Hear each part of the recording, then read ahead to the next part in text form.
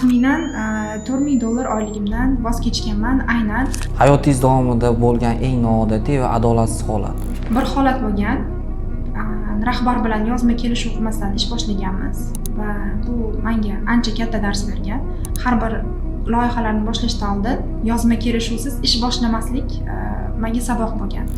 Ish vazifalarini tushunmaganidan, HR mutaxassis bilan to'g'ri ishlash qoidalarini bilmaganidan, HR dan to'g'ri talab qilish nima bo'lishini tushunmaganidan, yozma kelishuvimiz yo'qligi uchun rahbar kelishilgan summani bermagan.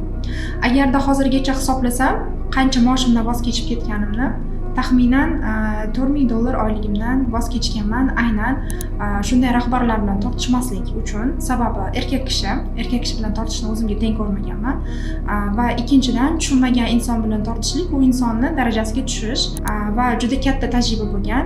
Har bir loyihani boshlashdan avval sizdan nima kutyapti rahbar va bu kutuvlari to'g'rimi HR mutaxassis sifatida va siz bu kutuvlarni qay darajada qilib bera olasiz. Mana shularni yo'lga qo'yib, keyin ish boshlash menga ancha dars bo'lgan. Ishni boshlashdan avval albatta yozma kelishuv qilib oling.